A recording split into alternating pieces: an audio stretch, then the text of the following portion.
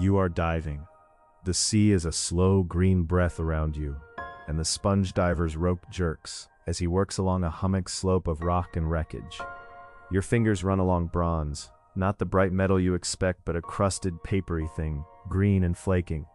And then your hand closes around a lump that feels impossibly like teeth hidden under barnacles. There is a moment, there in the cold, when you think it might be a piece of armor or an ornament. The diver tugs it up toward the boat, and the light on the surface catches on something circular, and you see that the lump is full of gears. That was the first and strangest thing. A wreck above 100 loose gears, 2 men hauling up a metal scrap that did not fit any known tool.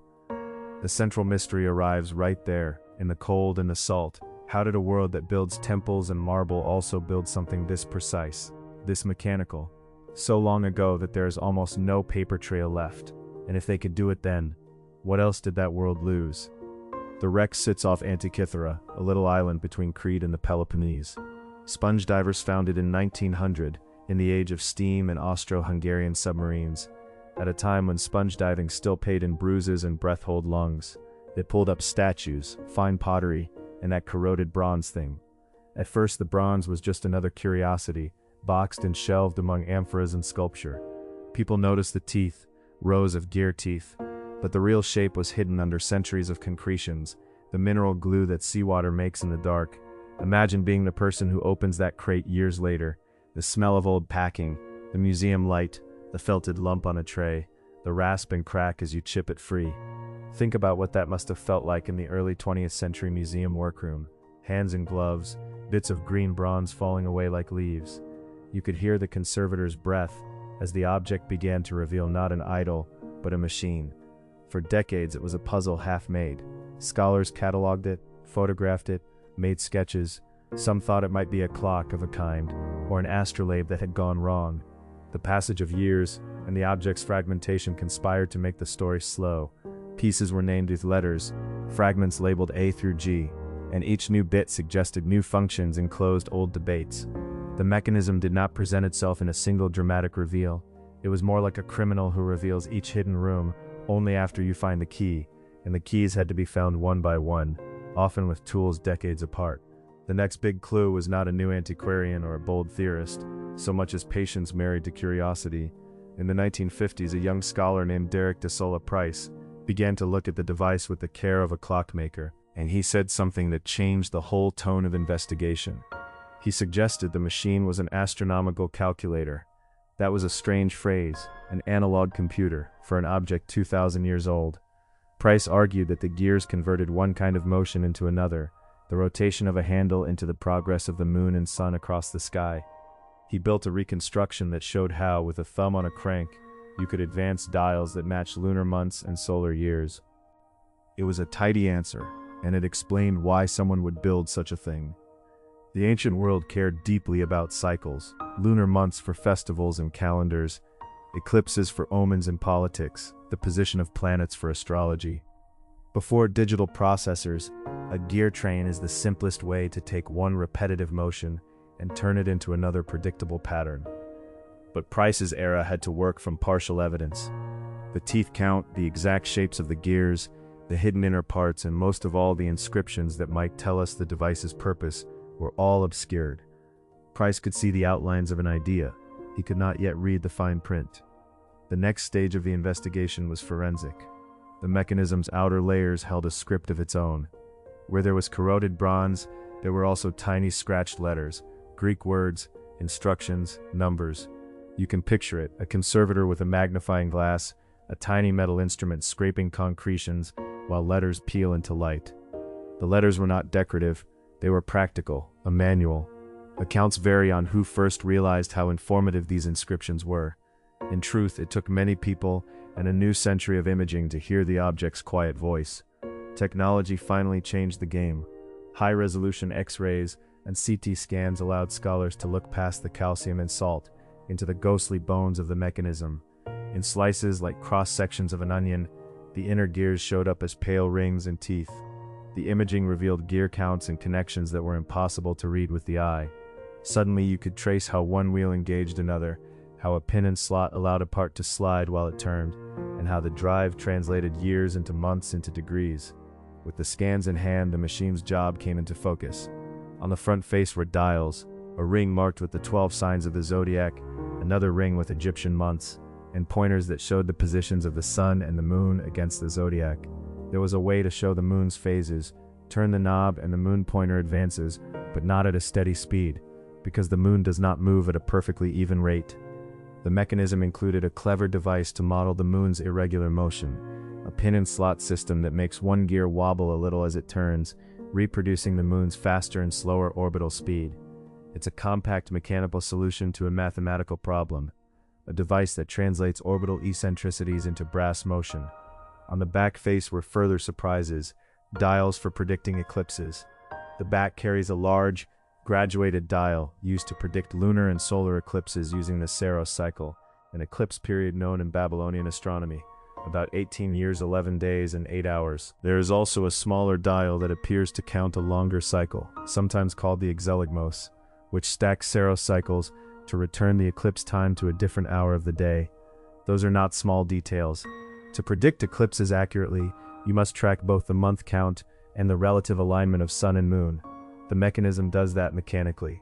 Even more astonishing, later reconstructions inspired by the scans suggested the device could display the positions of the 5 planets known to ancient Greeks: Mercury, Venus, Mars, Jupiter, Saturn. Modeling planetary motion on a gear train is a harder problem than modeling sun and moon. Planets appear to loop and reverse in the sky in what ancient astronomers called retrograde motion. The Greeks explained this with epicycles, circles on top of circles, and again you see a mechanical mimicry of mathematical theory. Nested gear trains in some proposals coax to recreate the looping of planets. If the machine did indeed track the planets, it means someone had turned a finished, advanced mathematical model of planetary motion into a compact, portable instrument. Who could have made it, you might ask? There are a few candidates and no firm answer. The work is Hellenistic in spirit. It meshes carefully measured astronomy with artisanal skill. The timing suggests the mechanism was made somewhere between the 2nd and 1st centuries BCE, perhaps a generation or two before the ship sank. That places it in the period after Alexander the Great and in the age of scholars who wrote in Greek in Alexandria and Rhodes, places where scientific thinking met skilled metalwork. Scholars have tried to link it to big names. Hipparchus, a great Greek astronomer of the 2nd century BCE, comes up often in these conversations. Hipparchus refined lunar theory and cataloged stars. His theoretical work could have been the mathematical backbone for such a device. But the record is silent. There is no label on the mechanism saying made by Hipparchus. Some suggest it was produced on Rhodes, an island known for engineering, or perhaps in a workshop in Pergamon or Alexandria that made instruments for rulers and wealthy patrons. The device is too complicated to be a lone tinkerer's plaything. It had to come from a workshop, a tradition of craftsmen and theorists working together. That missing workshop is important because it points to the bigger mystery. The Antikythera mechanism is not an isolated marvel, so much as a fragment of a lost practice. The mechanism sits like a hint. If someone in the Hellenistic world could make this, they could probably have made more. The ship that carried it likely held other instruments, maybe books, maybe other astrolabes and models, but the sea kept most of them. The ocean is a ruthless archivist. The mechanism's journey to the present is itself a detective trail. The Roman Republic was at its expansionist peak when the ship sank. The cargo, marble statues thought to be looted from a Greek city, luxurious tableware, and a mechanician's tool, suggests a wealthy, perhaps official client traveling west. The ship burns the thing into the long seabed silence. Nothing records that a precise model of the heavens was in transit. Other discoveries deepen the sense of loss. The mechanism's fragments include tiny inscriptions that read like user instructions, labels for the dials, numbers to count months, warnings about how eclipses occur every so many months. Those labels imply it was meant for teaching or demonstration, not merely as a private toy. Whoever owned it wanted to hand the knowledge forward, and yet the handwriting grows fainter across the centuries. The letters survive, like footprints on a beach, washing out with each tide. The technical skill of the piece is striking because it matches in some ways mechanisms we associate with much later Europe. Clocks with gear trains appear in medieval Europe. Think of cathedrals and their mechanical clocks. but the Antikythera device predates those by over a millennium. People sometimes say it is 18th century technology, a claim meant to dramatize the gap. It is true that the device's precision and design are not what we usually expect from the ancient Mediterranean, but comparisons to later technology can mislead. The mechanism grows out of a different practice, a culture that valued mathematical models, carefully observed astronomy, and the craftsmanship of bronze work. The metaphor of a clock is useful, but incomplete. The Antikythera is less about hours and more about cycles, celestial cycles, translated into motion. There are also debates and disagreements, and those are part of the human story. Some scholars argue that the planetary displays are speculative, that the evidence for all 5 planets is thin. Others say there must have been a differential gear, an arrangement that sums and subtracts rotations, like those in carioles of modern machinery, to produce certain motions. Still others propose alternative reconstructions, where simpler gear trains do the work without a differential. These are not petty squabbles. They are the normal work of fitting theory to fragmentary evidence. I find that part of the investigation the most alive, watching a community of experts push and pull the evidence like a crime scene team, reassembling a shattered vase. You should picture the lab where these debates come to life. There is a table under a bright lamp. Bronze fragments sit on padded cloth. A CT scan shows up on a screen as a series of pale cross-sections, rings within rings like tree growth. Someone scrolls through the images, and a gear tooth appears as a little white wedge. Another person holds a small drill bit, and without sounding dramatic says, "If that slot were here, the tooth would mesh like this." And then someone else draws in chalk on a plexiglass plate to show the train of motion. There are moments when the reconstruction clicks, and the whole object breathes again, when a set of wheels finally lines up, and the pointer moves in a way that matches an eclipse table written on a piece of papyrus. Those are the investigating joys, when the past becomes a mechanism you can turn with your hand. Here and there through the century of work, new tools revealed new details. X-rays showed hidden writing, 3D reconstructions let scholars test gear trains, microscopic analysis revealed how the bronze teeth were cut. The technology lets you ask new questions. One of the small but touching discoveries was the maker's hand in the marks, tool marks from files. Tiny imperfections that show this was made by a human, not a perfect machine on a factory line. You can almost feel the bench in the file, the heat of the workshop, where a man or a team finally tested the fit of a wheel, and then filed it until it meshed just so. And then there's a very particular wonder. The mechanism predicts eclipses. For ancient people, eclipses were massive events, signs from the gods, omens for kings, political instruments. A device that can say an eclipse will happen in this many months is not purely academic. It is power. It is a tool for priests, for rulers, for navigators who want to know whether the moon will blot out the sun. That the mechanism could give a rough prediction and point to the months when eclipses were possible tells us something about who would commission such work. It speaks of a market for foresight, but in the end, we still have to face the most important absence, the loss of context. We have a single, battered object, and an abundance of empty space where a tradition should be. Did the Hellenistic world produce these by the dozen? Were they museums pieces, teaching aids, royal gifts? We do not have a ledger, a workshop inventory, a papyrus letter. The silence is loud. There is a temptation, and it's a human temptation, to fill that silence with a story of abrupt loss. Conquerors burying texts, libraries washing away, a single moment when knowledge vanished. The truth is bumpier. Knowledge often dies because it is no longer useful in the same social setting. Technologies need patrons and users, and a chain of apprenticeship to continue.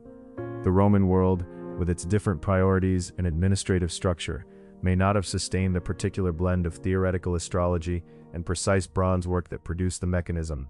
Things change. The mechanism then sits on a ship, a small remnant of a vanished workshop. Still, the sea gave us one fragment enough to rearrange our mental map of the ancient world. It forces us to imagine a richer technological horizon than we had put there. And there is a quiet, melancholic thrill in that realization, something like watching a single plank of an ancient library survive where the rest is ash. What finally do we resolve? The device is, with reasonable certainty, an ancient geared mechanism designed to model celestial cycles. The motions of the sun and moon, the phases of the moon, eclipses, and probably planetary positions. It converts rotational motion to gear ratios to model the regularities and irregularities of the sky. It is a programmable analog machine, if you like.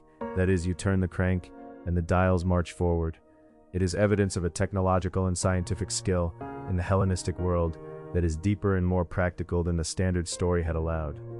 What we cannot resolve is how common such machines were, where precisely they were made, and why the tradition disappeared.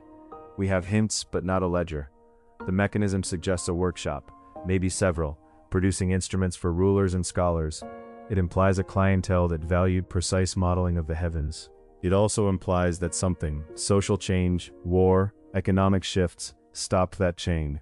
I want to leave you with one image: the corroded fragments under a magnifier. One small tooth of a gear, barely there, the green bronze flaking like peeling paint. You can see the file marks along it where a human hand shaped it.